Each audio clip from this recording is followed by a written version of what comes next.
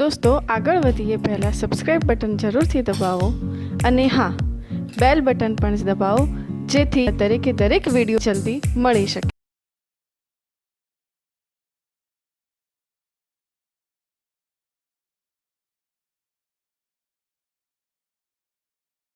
આપણે ઉપગ્રહ એટલે શું, ઉપગ્રહના પ્રકારોની વાત કરી. હવે આપણે ઉપગ્રહનો કક્ષીય વેગ, તેનો આવતકાળ અને ઉપગ્રહની ઉર્જાનું સૂત્ર મેળવીએ. ઉપગ્રહનો કક્ષીય વેગ એટલે એ પૃથ્વીની આસપાસ ફરે છે. પૃથ્વી જે દિશામાં રોટેશન કરશે ને એ જ દિશામાં એ રોટેશન કરશે અને એ પૃથ્વીની સાથે જ ભૂસ્થિર ઉપગ્રહો છે એ પૃથ્વી પરથી સીધા દેખાશે. એના અંગે પણ આપણે ચર્ચા કરીશું ઉપગ્રહના પ્રકારમાં. પણ પહેલા તો ઉપગ્રહનું કક્ષીય વેગ એટલે શું? તો ઉપગ્રહને પૃથ્વીની આસપાસ નિશ્ચિત કક્ષામાં સ્થાપિત કરવા માટે જે જરૂરી વેગ છે એને ઉપગ્રહનો કક્ષીય વેગ કહે છે. યાદ રહેશે, ઉપગ્રહને પૃથ્વીની આસપાસ નિશ્ચિત કક્ષામાં સ્થાપિત કરવા માટે જરૂરી વેગને પૃથ્વીનો ઉપગ્રહનો કક્ષીય વેગ કહે છે. હવે અહીંયા ધ્યાન આપીશું કે ધારો કે પૃથ્વી સપાટી છે.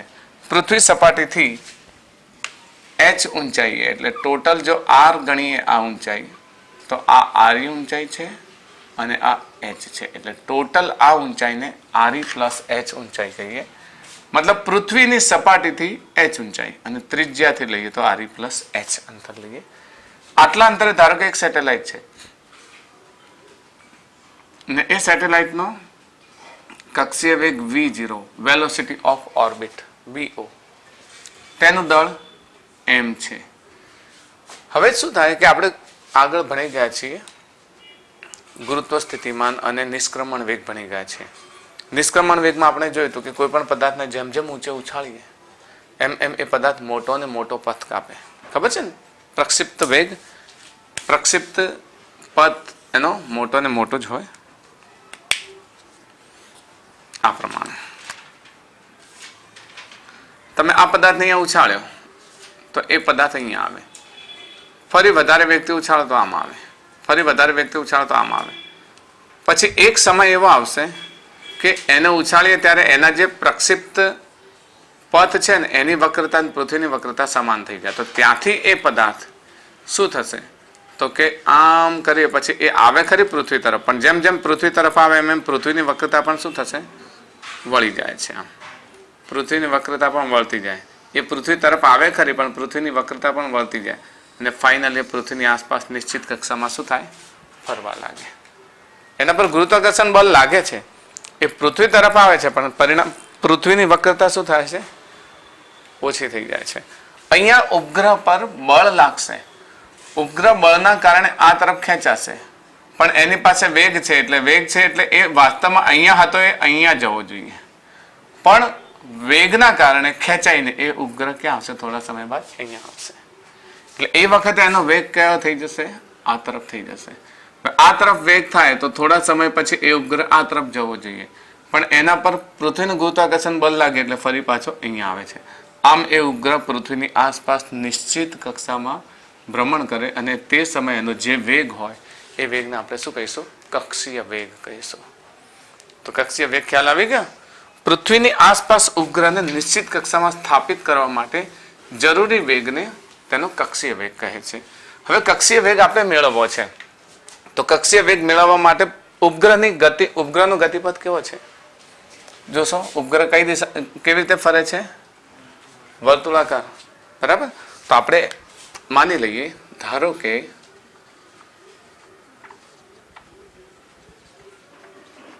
ઉપગ્રહનું દળ m છે તથા પૃથ્વી પરથી તેની ઊંચાઈ કેટલી છે, r પ્લસ h. તો હવે જે વર્તુળાકાર કક્ષામાં ભ્રમણ કરે તેની ત્રિજ્યા કેટલી થાય, ઓફકોર્સ r પ્લસ h. એની ત્રિજ્યા આટલી છે ને, આટલી ત્રિજ્યામાં ફરશે તો એ ત્રિજ્યા કેટલી થશે, re પ્લસ h જેટલી થશે. તો આમ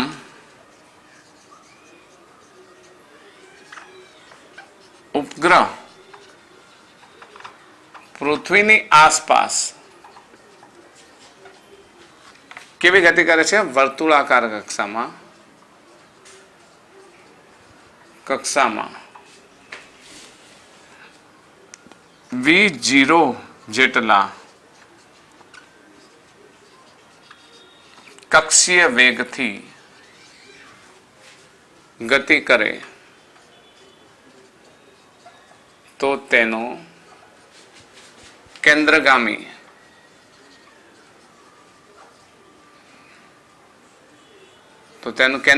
બળ F હોય તો F બરાબર શું લખી શકીએ mv0 સ્ક્વેર અને નીચે re પ્લસ h નો સ્ક્વેર નંબર 1 આપીએ.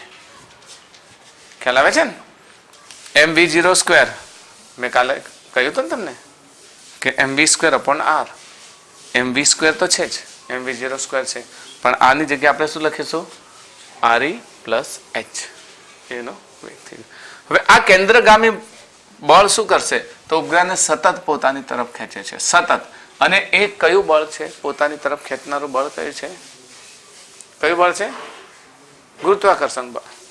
દરેકે દરેક બળ સ્વરૂપ ધારણ કરે છે. મેં તમને યાદ અપાયું હતું યાદ છે ને કે તમે કોઈ પથ્થરને જ્યારે કોઈ દોરીથી બાંધીને ભમાવો ત્યારે પથ્થર પર કેન્દ્રગામી બળ લાગે છે. એ કેન્દ્રગામી બળ દરેક વખતે mv સ્ક્વેર અપોન r છે પણ એનું સ્વરૂપ શું છે તણાવ બળ સ્વરૂપે છે. કયા સ્વરૂપે છે તણાવ બળ સ્વરૂપે છે. ઓકે. અને એવા આ ઇલેક્ટ્રોન છે એ ઇલેક્ટ્રોન એ કેન્દ્રની આસપાસ ફરે છે ન્યુક્લિયસની આસપાસ તો એના પર કયું બળ લાગે વિદ્યુત બળ લાગે. તો અહીંયા ગુરુત્વાકર્ષણ બળ હશે કેમ કે પૃથ્વીનું દળ છે અને પૃથ્વીની આસપાસ કોણ ફરે છે ઉપગ્રહ. તો ઉપગ્રહ પર પૃથ્વી પોતે કયું બળ લગાવશે ગુરુત્વાકર્ષણ બળ. તો આ કેન્દ્રગામી બળ એ કોના બરાબર હશે ગુરુત્વાકર્ષણ બળ બરાબર હશે. ઓકે. દરેક જગ્યાએ અલગ અલગ હોય છે. તમે ઇલેક્ટ્રોન અને પ્રોટોનની ન્યુક્લિયસની આસપાસ ઇલેક્ટ્રોનની ગતિ લો તો એ જગ્યાએ કેન્દ્રગામી બળ તો હશે પણ એ વિદ્યુત બળ સ્વરૂપે હશે. તમે પેલો પથ્થર બાંધીને ગોળ ગોળ ફેરવો છો ને તો એમાં પણ એ પથ્થર દરેક વખતે શું કરે છે દરેક ટર્ન વખતે એને ખેંચી લે છે પોતાની તરફ. તો કેન્દ્રગામી બળ તરીકે ત્યાં શું હશે તણાવ બળ હશે. તો કેન્દ્રગામી બળ તો હશે જ પણ એ અલગ અલગ સ્વરૂપે હશે. અહીંયા કયું સ્વરૂપ છે કેન્દ્રગામી બળનું ગુરુત્વાકર્ષણ બળ. ઓકે. તો આપણે લખીશું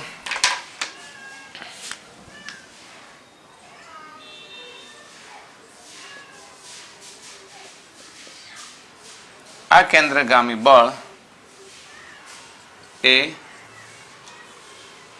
ઉપગ્રહ પર પૃથ્વી વડે લાગતા ગુરુત્વાકર્ષણ બળ જેટલું છે.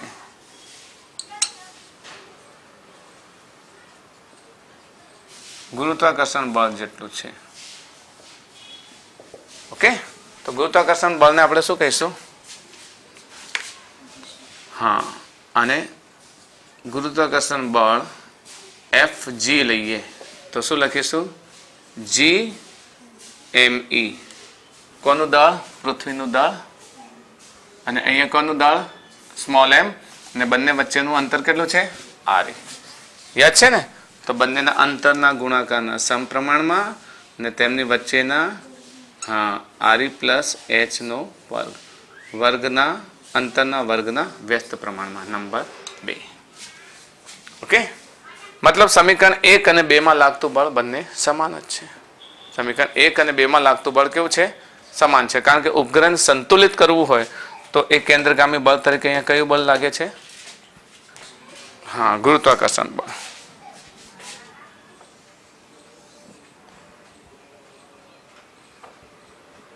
ઉપગ્રહની સંતુલિત સ્થિતિમાં હવે સમજીએ સંતુલિત સ્થિતિનો અર્થ સમજીએ. ઉપગ્રહની સંતુલિત સ્થિતિ એટલે ઉપગ્રહ નથી દૂર જતો કે નથી નજીક. દૂર જાય છે તો એના માટે સેન્ટ્રીફ્યુગલ ફોર્સ કયું સેન્ટ્રીફ્યુગલ કેન્દ્ર ત્યાગી બળ છે અને નજીક આવવા માટે ગુરુત્વાકર્ષણ બળ. તો પૃથ્વી એક નિશ્ચિત અંતરે રહી અને ગોળ ગોળ ફરે છે વર્તુળાકાર. પૃથ્વીની ભ્રમણ કક્ષાની દિશામાં જ ફરશે. પૃથ્વીથી નજીક રહીને ચોક્કસ અંતરે રહી અને એ પોતાની કક્ષામાં એ પરિક્રમણ કરે છે. તો આ પરિક્રમણ કરે એ અવસ્થાને આપણે શું કહીશું? સંતુલિત અવસ્થા. નથી એ પોતાની કક્ષામાંથી પૃથ્વીથી દૂર જતો કે નથી આવતો પોતાની પૃથ્વીથી નજીક. તો એ વખતે આ બંને બળ કેવા થશે? સરખા થશે. મતલબ કેન્દ્રગામી બળ અને ગુરુત્વાકર્ષી બળ, આ બંને બળ કેવા થશે? સરખા થશે. તો સંતુલિત સ્થિતિમાં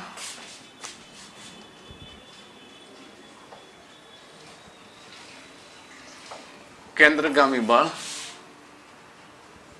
અને ગુરુત્વાકર્ષણ બળ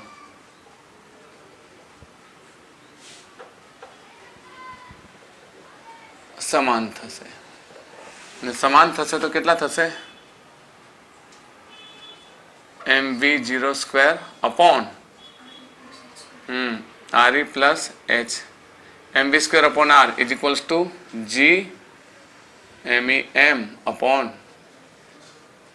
re પ્લસ h નો સ્ક્વેર. ખ્યાલ આવી ગયો ને? સમીકરણ 1 અને 2 ને આપણે શું કરીએ છીએ? સરખાઈએ છીએ. mv સ્ક્વેર અપોન r આવશે. ઓકે, સ્ક્વેર નહીં આવે. mv સ્ક્વેર અપોન r આવશે. ચલો અહીંયા કેન્સલ શું થશે? આ સ્ક્વેર સાથે કેન્સલ થશે. આપણે શોધવાનો શું છે? ઉપગ્રહનો કક્ષીય વેગ. તો v0 સ્ક્વેરને આપણે કરતા બનાવીએ v0 સ્ક્વેર. એમ પણ કેન્સલ થઈ જશે ને, તો આને પણ આપણે શું કરી દઈએ? કેન્સલ કરી દઈએ.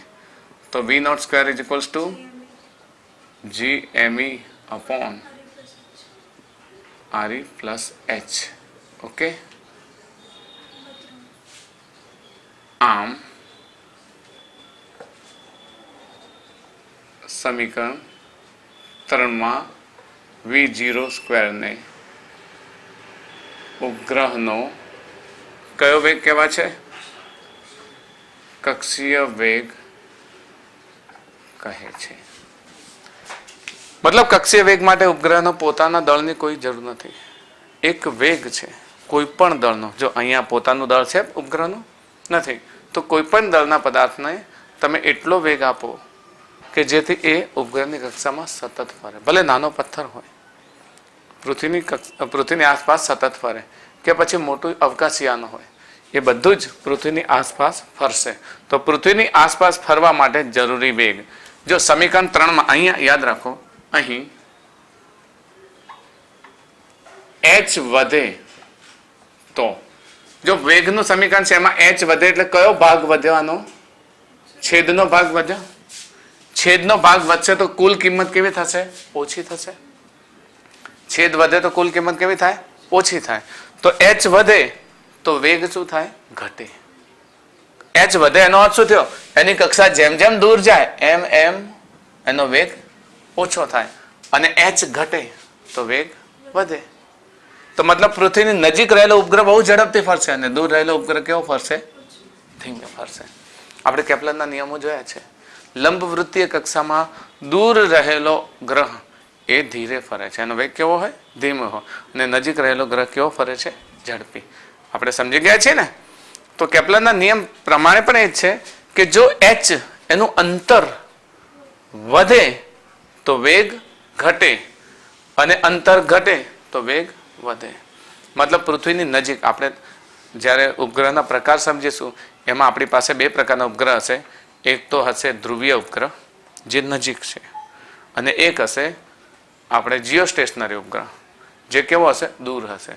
તો દૂર ઉપગ્રહ હશે એ 24 કલાકે પરિભ્રમણ કરશે, જ્યારે પેલો બહુ ઓછા સમયમાં પરિભ્રમણ કરશે, કારણ કે નજીકની કક્ષામાં છે. પોલર સેટેલાઇટ આપણે બંનેની વાત કરીશું ત્યારે એની અંદર એની કક્ષાની ફરીથી ચર્ચા કરીશું. પણ યાદ રાખશો કે પૃથ્વી સપાટીની નજીક રહેલો પદાર્થ. હવે બીજી વાત સમજાવીએ કે આ તો બરાબર છે, જો વેગ ઘટે તો એ જ જગ્યાએ છે પદાર્થ, અને વેગ ઘટે તો આ જગ્યાએ રહેલા પદાર્થનો વેગ ઘટે તો પદાર્થ પર કયું બળ ઘટે? કેન્દ્રગામી બળ ઘટે. કેન્દ્રગામી બળ ઘટે તો ગુરુત્વાકર્ષણ બળ કેવું થઈ જાય? સામે વધી જાય. વધી જાય એટલે એ ઉપગ્રહ કેવી રીતે ગતિ કરશે? દાખલા તરીકે પૃથ્વી છે અને આ એની આજુબાજુની કક્ષા છે, ઓર્બિટ લાઈન છે.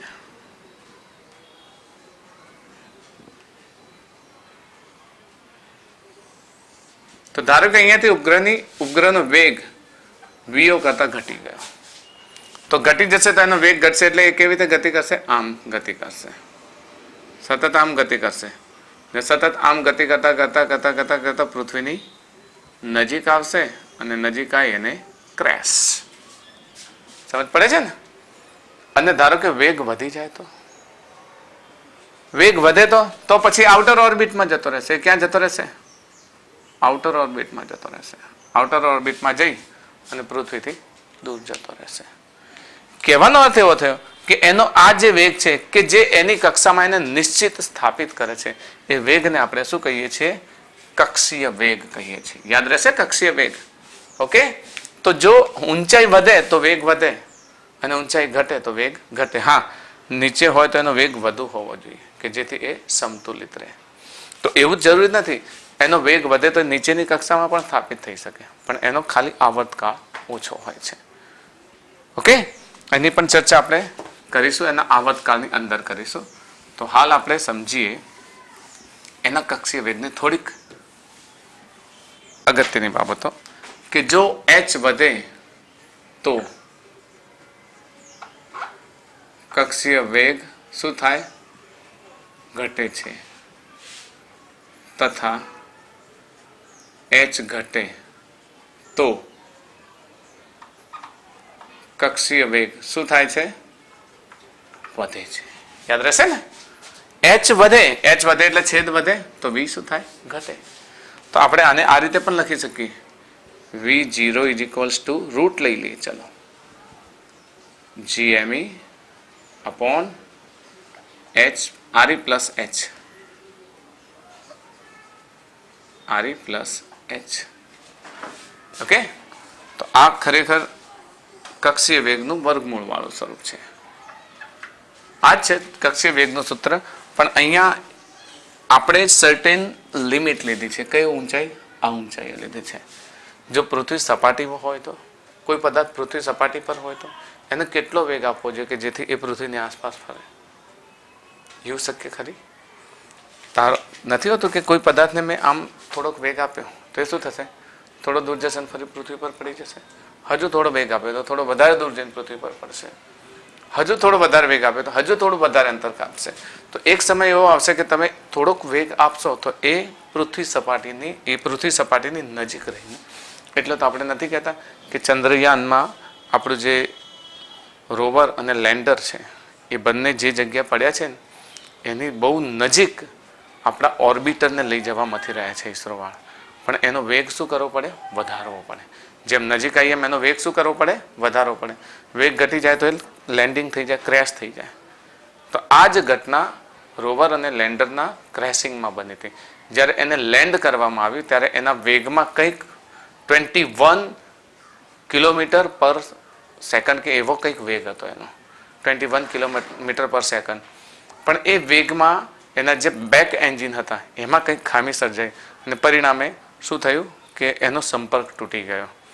પણ આ તો ઠીક છે, કોઈ પણ જગ્યાએ કોઈ મોટા ઓબ્જેક્ટની આસપાસ કોઈ વસ્તુ ફરે છે તો એના માટે આપણે કક્ષીય વેગ ગણવો જરૂરી છે. તો પૃથ્વી સપાટી માટે હોય તો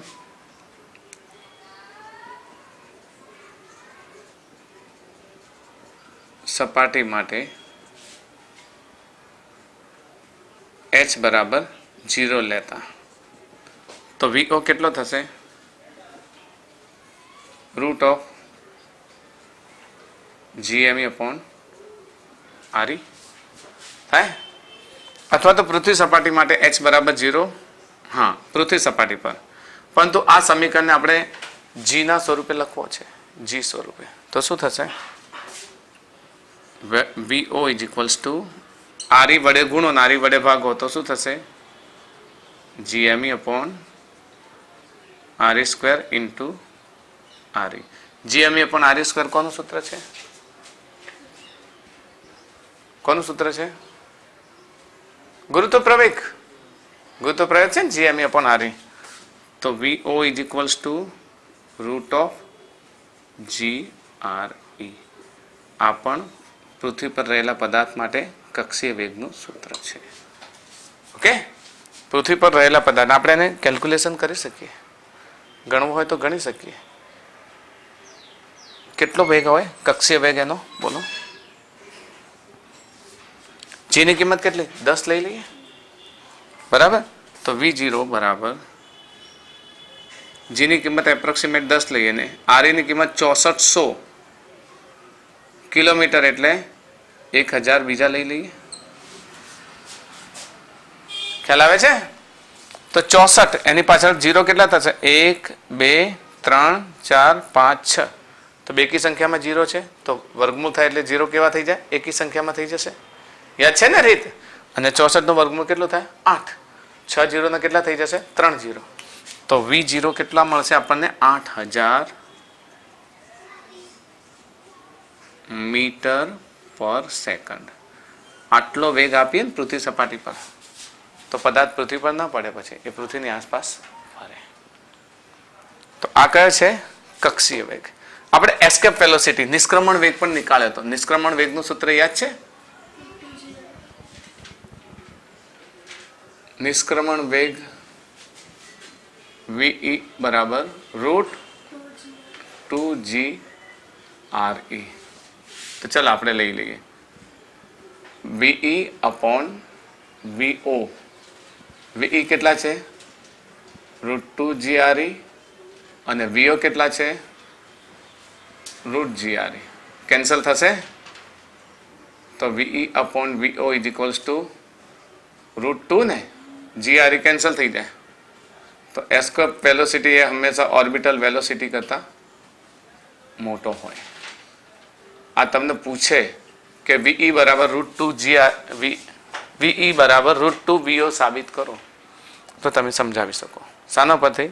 નિષ્ક્રમણ વેગનું સીધું સૂત્ર મૂકો, પૃથ્વી સપાટી માટે લઈ લો, લીધા પછી VO સ્વરૂપે લઈ લો. બરાબર? આ ખાલી એક જાણકારી માટે જ મેં લખ્યું છે. અને નિષ્ક્રમણ આ કક્ષીય વેગના સૂત્ર પછી નિષ્ક્રમણ વેગનું સૂત્ર લો અને બંનેનું શું લો? ગુણોત્તર લો. તો આપણી પાસે જો VO છે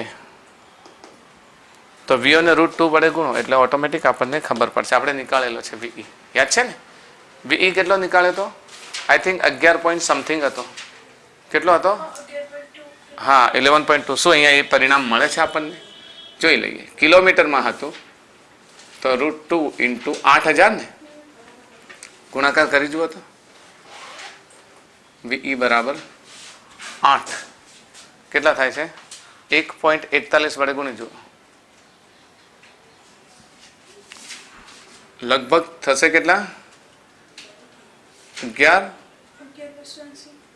280. યસ, 280. તો આ મીટર છે. આ કેટલા છે? મીટર. તો એસ્કેપ વેલોસિટી તમારે શોધવું હોય તો કેવી રીતે શોધશો? 11.23 લઈ લઈએ. ચલો 11.3 મીટર પ્રતિ સેકન્ડ, જે આપણે ઓલરેડી મેળવી ચૂક્યા છીએ. તો આ સૂત્ર તમારે યાદ રાખવાનું શોર્ટમાં. તમને એક નાનકડો MCQ પૂછી લે કોમ્પિટિટિવ એક્ઝામમાં. એક MCQ પૂછે કે કોઈ એક ગ્રહ છે, એ ગ્રહ પર પદાર્થનો કયો કક્ષીય વેગ આટલો છે તો તેનો નિષ્ક્રમણ વેગ શોધો. હવે કક્ષીય વેગ અને નિષ્ક્રમણ વેગ વચ્ચેના સંબંધનું સૂત્ર તમને ખબર હોવી જોઈએ. બરાબર? કક્ષીય વેગ અને નિષ્ક્રમણ વેગના સંબંધ કયો છે? VE બરાબર √2VO. આટલી ખબર હોય તો સીધી કિંમત મૂકો. તમે સમજ પડે છે ને? તો આ પ્રમાણે તમે સમજાવી શકો. તો આ થઈ ગયો પૃથ્વીનો કક્ષીય વેગ. હવે કક્ષીય વેગમાં સમજીશું કે કક્ષીય વેગ જો વધી જાય તો પદાર્થ પૃથ્વીથી દૂર જતો રહે, અને જો કક્ષીય વેગ ઘટી જાય તો પૃથ્વીની નજીક આવે. કારણ કે કક્ષીય વેગ વધે તો એનું કેન્દ્રગામી બળ વધે અને પેલું ગુરુત્વાકર્ષણ બળ ઘટે એટલે એ વસ્તુ દૂર જતી રહે. ખ્યાલ આવશે ને? એની આપણે હમણાં ચર્ચા કરી ચૂક્યા છીએ. હવે આપણે બીજી વાત લઈએ, ઉપગ્રહનો આવર્તકાળ. ઉપગ્રહના આવર્તકાળની વાત કરીએ. કક્ષીય વેગમાં ખ્યાલ આવી ગયો તમને? કમ્પ્લીટ ખબર પડી ગઈ? ઓકે. તો ઉપગ્રહનો આવર્તકાળ લઈએ.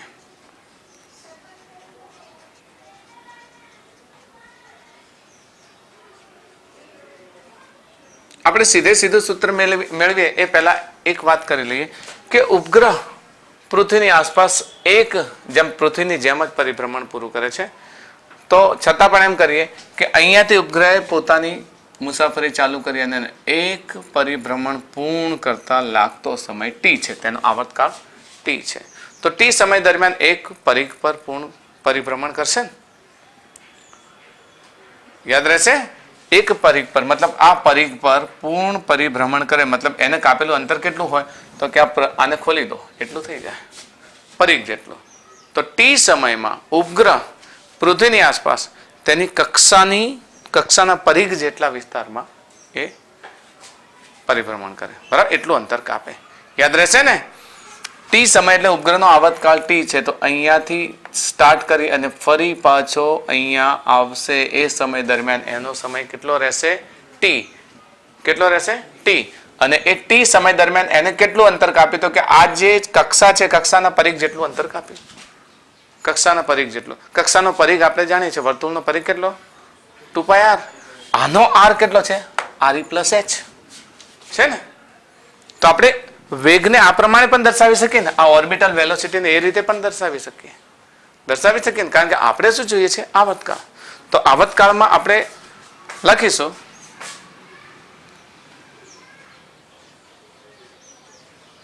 પૃથ્વીની આસપાસ ઉપગ્રહ ટી સમયમાં re + h ત્રિજ્યાના વર્તુળના પરિઘ જેટલું અંતર કાપે. હવે વર્તુળના પરિઘ જેટલું અંતર કાપે તો કેવી રીતે લખીશું? વેગ બરાબર અંતર ભાગ્યા સમય. અંતર કેટલું થશે? 2π re + h અને નીચે સમય ટી. આપણે છેલ્લે નંબર કયો આપ્યો તો? 5 નંબર આપ્યો તો ને, તો આને કયો નંબર આપીએ? 6 નંબર આપીએ. ને આ વેગ પણ શું છે? એની ઓર્બિટલ વેલોસિટીથી જ કાપે છે ને. એ વેગ કયો છે? એનો ઓર્બિટલ વેલોસિટી છે. તો શું સમીકરણ 6 માં રહેલો વેગ અને સમીકરણ આમાં રહેલો વેગ બંને સરખો છે ને? 4 બંને સરખો છે. સમીકરણ 6 માં પણ એ જ વેગ છે ને સમીકરણ 4 માં પણ એ જ વેગ છે. તો શું સમીકરણ 4 અને 6 ને સરખાવી શકાય? યસ, સરખાવી શકાય. ઓકે, સમીકરણ 4 અને 6 ને સરખાવતા અને ધારો કે તમને એમ ફક્ત કક્ષીય વેગ ઉપગ્રહનો આવતકાળ પૂછે, ફક્ત આવતકાળ, તો શું કરશો? તો તમારે શરૂઆત ક્યાંથી કરવાની? ઉપગ્રહનો કક્ષીય વેગ આ થાય, એને સમીકરણ નંબર 1 આપો. ને ત્યારબાદ પૃથ્વીની આસપાસ ઉપગ્રહને re + h ત્રિજ્યાના વર્તુળમાં પરિઘ જેટલું અંતર કાપે છે, તો લાગતો સમય t હોય તો v0 = 2π. પછી એ બંને સમીકરણને શું કરી દેવાનું? સરખાઈ દેવાનું.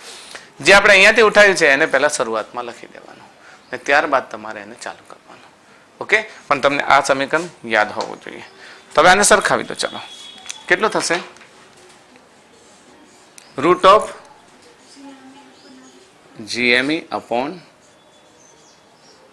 re + h. ઓકે, ને આ તરફ 2π re + h / t. આપણે વર્ગમૂળ દૂર કરી દઈએ. તો વર્ગમૂળ દૂર કરી દઈએ તો આ તો પદ એમના એમ આવશે. આ બધા જ પદનો શું થઈ જશે? વર્ગ થઈ જશે. વર્ગ થઈ જશે ને. તો શું થશે? GME / re + h આ બાજુ 2² 4 π² re + h અને નીચે શું થશે? t². આપણે આવતકાળ શોધવો છે તો t² ને કરતા બનાવો તો t² ને અહીંયા લઈ લઈશું. GME નીચે આવશે અને આનો પણ સ્ક્વેર થશે ને. હા, આનો સ્ક્વેર થશે તો re + h સાથે ગુણાશે. યાદ રહેશે ને? ફરીથી t² ને કરતા બને એટલે t² ક્યાં આવી જશે? અહીંયા. GME ક્યાં આવી જશે? નીચે. ને આ એક અહીંયા આવશે એટલે ઘન થઈ જશે. તો આપણે લખીશું t² = 4π² / GME × re + h નો ઘન. લખી દઈએ સમીકરણ. ખ્યાલ આવી ગયો? તો આપણે લખીશું આમ t² = 4π² RE પ્લસ H નો ઘન. તમને આ સમીકરણ જોઈને કંઈ યાદ આવે છે? કેપ્લરનો ત્રીજો નિયમ યાદ આવે છે? કેપ્લરનો ત્રીજો નિયમ શું કહેતો હતો? કે ઉપગ્રહનો આવર્તકાળ અથવા કોઈ પણ ગ્રહનો આવર્તકાળ તેની કક્ષાના ઘનના સમપ્રમાણમાં હોય છે. તો આ કક્ષા થઈ ગઈ, એનો ઘન થઈ ગયો, અને આ શું છે? બધા અચળ છે. 4 અચળ છે, π² અચળ છે, G અને ME આ બધા જ શું છે? અચળાંક છે. તો આ આપણને કેપ્લરનો ત્રીજો નિયમ સમજાવે છે. જે કેપ્લરના આપણે ભલે આવર્તકાળનું સૂત્ર મેળવ્યું, આમાંથી ટી પણ આપણે મેળવી શકીએ, પણ જે આપણને શું સમજાવે છે? કેપ્લરના ત્રીજા નિયમનું સમીકરણ છે. તો આપેલ સમીકરણ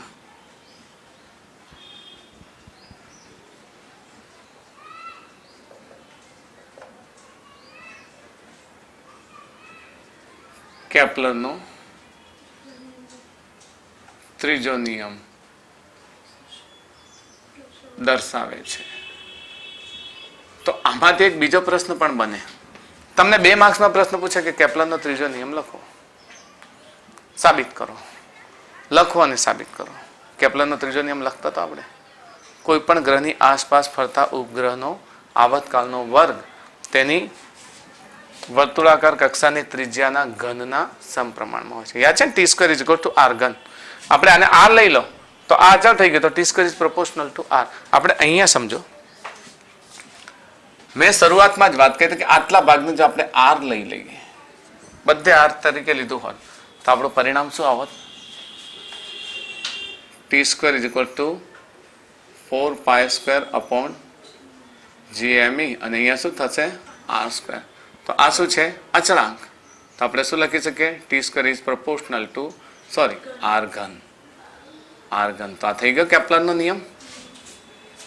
તો તમને નાનો પ્રશ્ન પણ પૂછે કે કેપ્લરનો નિયમ લખો અને સાબિત કરો. તો કેપ્લરનો નિયમ લખી દેવાનો કે કોઈ પણ ગ્રહની આસપાસ ફરતા ઉપગ્રહના આવર્તકાળનો વર્ગ તેની વર્તુળાકાર કક્ષાની ત્રિજ્યાના ઘનના સમપ્રમાણમાં હોય છે.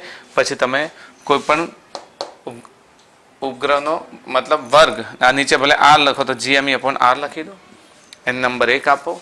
પછી આ લખી શકો ને, વર્તુળના પરિઘ જેટલો 2πr/T લખી શકો.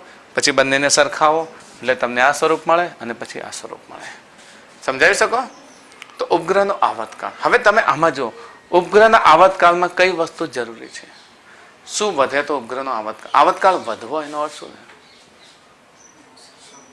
ઉપગ્રહનો આવર્તકાળ વધવો એનો અર્થ શું થયો? સમય વધારે લાગે. લાગે ને? દાખલા તરીકે આ ઉપગ્રહ છે, એની આસપાસ આ પદાર્થ છે, બરાબર? ચલો, આ પદાર્થ 1 કલાકમાં પોતાનું પરિભ્રમણ પૂરું કરે તો આવર્તકાળ કેટલો થઈ ગયો? 1 કલાક. હવે આવર્તકાળ વધે તો 1.5 કલાકમાં પોતાનું પરિભ્રમણ પૂરું કરે, બરાબર? હજુ વધે તો 2 કલાક થઈ શકે. તો આ જે એનું પૃથ્વીની આસપાસ જે ફરવાનો સમય છે એ વધે. આવર્તકાળ વધવાને ઘટવો તો 1 કલાકના બદલે અડધો કલાક થાય તો ઝડપી. તો વધવા અને ઘટવા પાછળ જવાબદાર કારણ કયું? આ બધું અચળ છે તો કારણ કયું? ત્રિજ્યા. તો આ જ વાત થઈ ને જે આપણે વેગની વાત કરી હતી કે જેમ ત્રિજ્યા ઘટે એમ આવર્તકાળ વધે. આવર્તકાળ ઘટે. આવર્તકાળ ઘટે તો શું વધે? આવર્તકાળ ઘટે તો ત્રિજ્યા ઘટે. સમપ્રમાણમાં છે ને? T² = R³. આપણો સંબંધ કેટલો છે? T² = R³. R વધે તો આ વધે અને R ઘટે તો R ઘટે. સમપ્રમાણતા ચિહ્ન છે. હવે R ઘટવો એનો અર્થ શું થયો? ઝડપી ફરે. R ઘટવો એનો અર્થ શું થયો? ઝડપી ફરે. તો ત્રિજ્યા ઘટશે તો ઉપગ્રહ કેવો ફરશે? ઝડપી ફરશે. અને ત્રિજ્યા વધશે તો ઉપગ્રહ કેવો ફરશે? ધીમે ફરશે. જે વેગ દર્શાવતું હતું એ જ વાત કોણ દર્શાવે છે? ઉપગ્રહનો આવર્તકાળ પણ દર્શાવે છે. ઓકે, તો આ થઈ ગયું આપણું ઉપગ્રહના આવર્તકાળનું સૂત્ર. ઉપગ્રહનો આવર્તકાળ સમજાવો, કેપ્લરનો ત્રીજો નિયમ સમજાવો, કે બધી જ બાબતો આપણે તમે એક સાથે આની અંદર સમજાવી શકો છો. તો ચલો, અહીંયા આપણે એટલી વાત સમજી લઈએ કે પૃથ્વી સપાટી પર અહીંયા કંઈક આપણે સમીકરણ નંબર આને આપી દઈએ. કયું આપીએ? 7 નંબર આપીએ. ઓકે, તો 7 નંબરમાં થોડું મોડિફિકેશન કરીએ. આપણે ટીની કિંમત મેળવવી છે. શું આપણી પાસે કઈ વેલ્યુ છે? જો એને પૃથ્વી સપાટી માટે વ્યાખ્યાયિત કરી દઈએ તો આપણે મેળવી શકીએ. બરાબર. તો પૃથ્વી સપાટી માટે વ્યાખ્યાયિત કરીએ આપણે ટીની કિંમત. ટી બરાબર 2π√RE/g લખી શકીએ. ચલો લખીએ. h બરાબર 0. તો આ સમીકરણ 7 કેવી રીતે લખાશે? t² = 4π² GME અને અહીંયા શું લખી દઉં? RE નો ઘન થઈ જશે ને. હવે GME/RE² શું થાય? g સ્મોલ g થાય ને. તો હું આનું સ્વરૂપ લખું છું. જો t² = 4π² અહીંયા હું લખું છું, આને ઉપર લઈ જાઉં તો શું થશે? GME નીચે GME અને ઘન છે તો છેદના છેદમાં લઈ શકીએ ને, RE² અને ઉપર શું લખીએ? RE. આને આ સ્વરૂપ સરખું છે. કઈ રીતે? છેદનો છેદ ઉપર લઈ જાઓ તો ઘન થઈ જાય. ઘન થઈ જાય ને. ચાલો આ વર્ગમૂળ નથી લેતો, વર્ગમૂળ પછી કરીએ. RE એક રાખ્યો અને બીજો છેદના છેદમાં લાવ્યો તો GME/RE² થાય. ખ્યાલ આવે છે? આ છેદમાં હતો એને તો છેદમાં જ રાખ્યો, પણ આ ઘન હતો એનો એક વર્ગ લઈ અને ઉપરની વસ્તુને ઠેઠ નીચે લાવી શકાય. લાવી શકાય. છેદના છેદમાં રહેલી વસ્તુ ઉપર જઈ શકશે તો એ ગુણાકાર જ થશે. મારે ફક્ત કયું સ્વરૂપ જોઈએ છે? આ સ્વરૂપ જોઈએ છે. તો આ સ્વરૂપ કેવી રીતે મળશે? t² = 4π² RE/g. તો વર્ગમૂળ લઈ લઈએ. 4π² નું કેટલું થાય? 2π અને RE/g. ફરીથી આપણે પહેલા આના ઉપર આવી જઈએ, આપણા કિંમતો પર. કિંમતો મૂકી શકીએ. t બરાબર 2 × 3.14 RE કેટલું થશે? 6400 × 10³ અને નીચે g 10. તો t = 2 × 3.14. આનો ભાગાકાર કરો, કરી જોવાનું, સાદુરૂપ આપી જુઓ કેટલું થાય છે. લગભગ 6400 × 5078 સેકન્ડ મળે છે. કેટલો મળે છે? આનો ગુણાકાર સાદુરૂપ આપી દેજો, જગ્યા નથી એટલે. 5078 સેકન્ડ મળે છે. તો આ સેકન્ડ મળશે તો મિનિટમાં લઈએ તો 60 વડે ડિવાઈડ કરો તો 60 વડે ભાગી જવા કેટલો થાય છે? 85 પોઈન્ટ સમથિંગ થશે. કેટલો થાય છે? જો 85 મિનિટ. કેટલો થાય છે? 85 મિનિટ.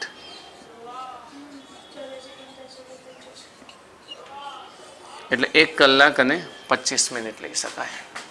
શું લઈ શકાય? 1 કલાક અને 25 મિનિટ લઈ શકાય.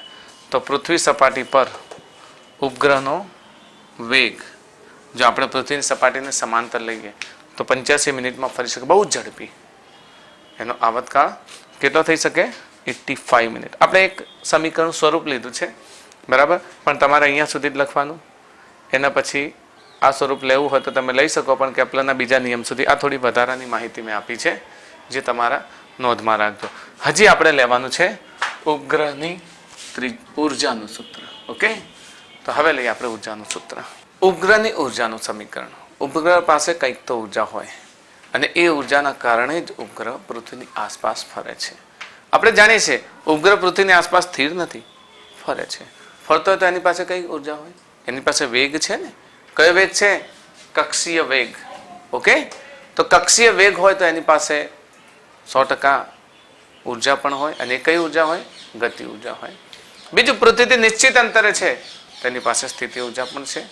આપણી પાસે પૃથ્વીથી અંતર છે ને, ધારો કે આપણો ઉપગ્રહ છે તો આ ઉપગ્રહ પૃથ્વીથી આટલા અંતરે છે. કેટલા? r અંતરે અથવા તો RE+H અંતરે છે તો એની સ્થિતિ ઉર્જા હોય. કોઈ પણ પદાર્થની પૃથ્વી પર સ્થિતિ ઉર્જાનું સૂત્ર આપણે લીધું હતું, યાદ છે ને? -GMEM/RE.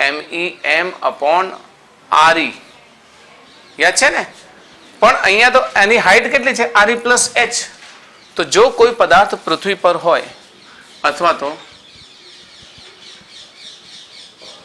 ઉપગ્રહની ગુરુત્વ સ્થિતિ ઉર્જા V હોય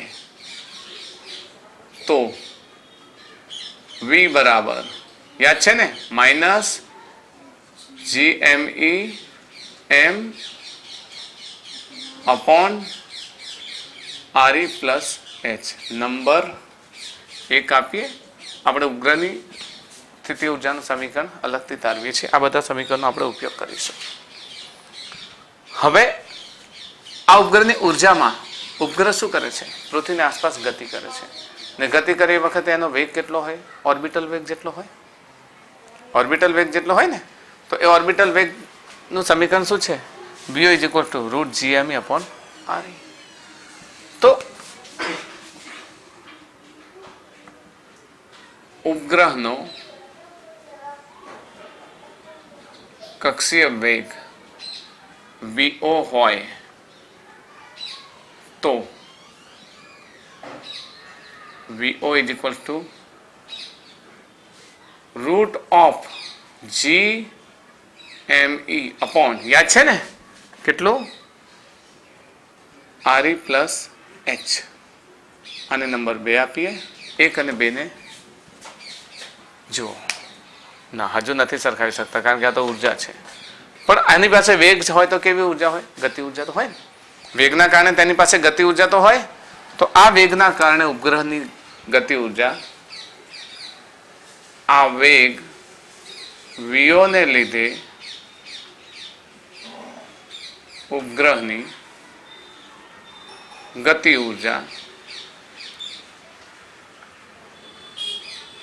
K હોય તો K બરાબર કેટલું લખાય?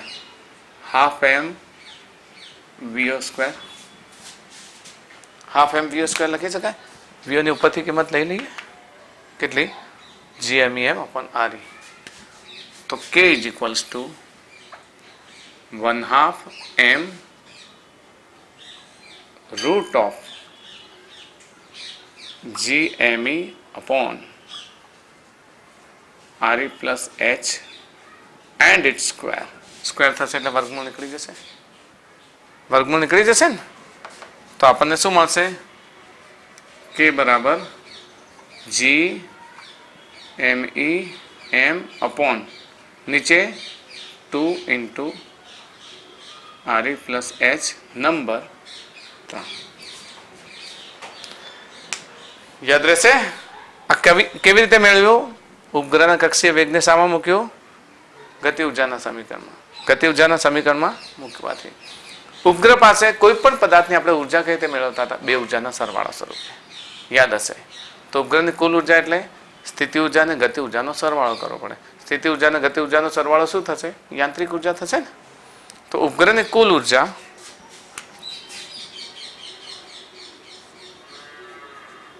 ઉપગ્રહની કુલ ઉર્જા E હોય તો E બરાબર K પ્લસ V. K ની કિંમત GME m upon 2 into RE plus H. ને પેલું શું છે? માઇનસ GME m દેખાય છે? GME m upon RE plus H minus GME m upon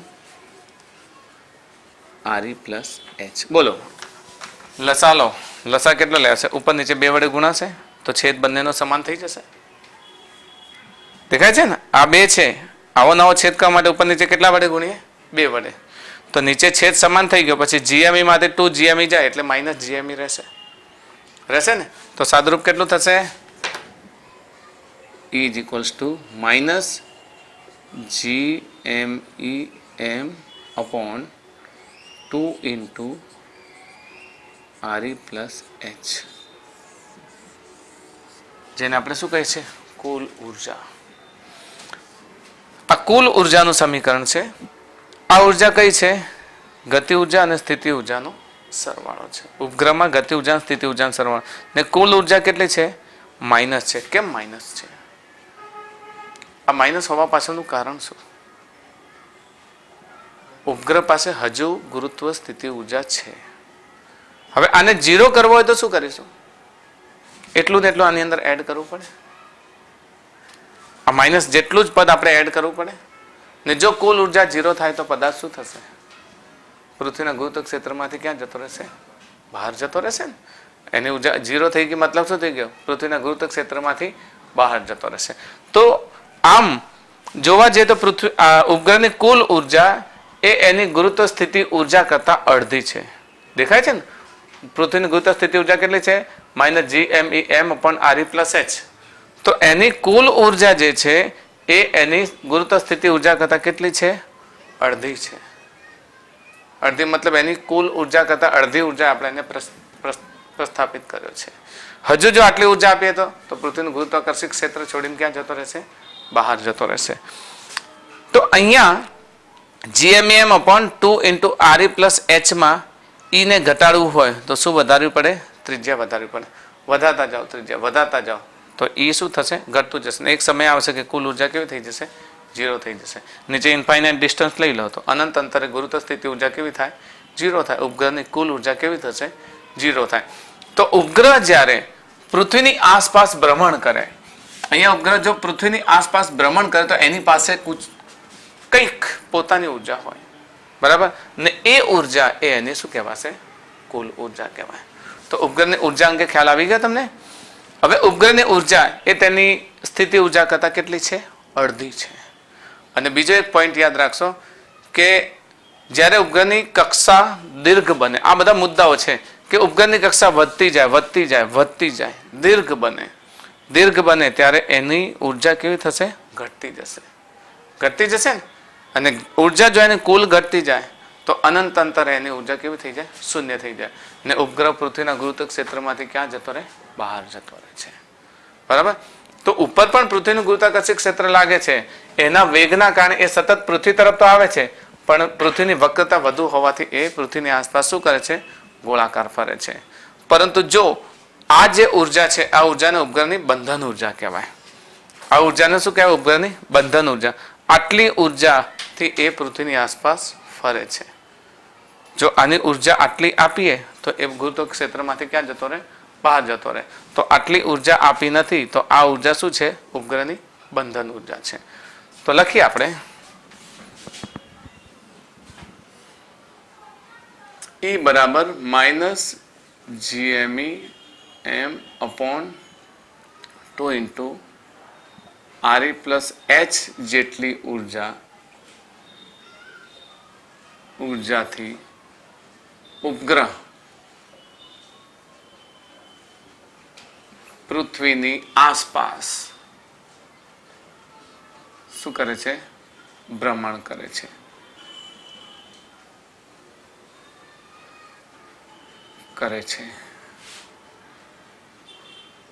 આ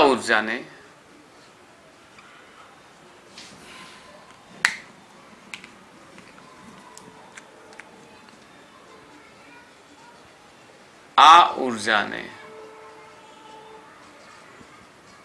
ઉપગ્રહની કઈ ઉર્જા કહે છે?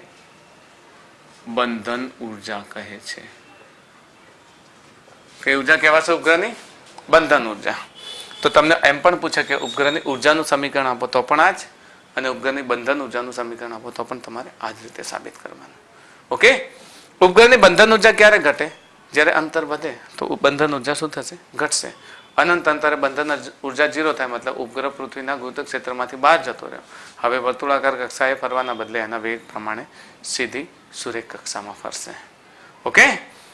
તો પૃથ્વીની જ્યાં સુધી મતલબ ઉપગ્રહ પર જ્યાં સુધી બંધન ઉર્જા લાગુ પડશે ત્યાં સુધી એ સતત પૃથ્વીની આસપાસ ફરશે. સતત. કારણ કે પૃથ્વી દ્વારા બંધન ઉર્જા લાગુ પડેલી છે. એની પાસે હજુ સ્થિતિ ઉર્જા છે.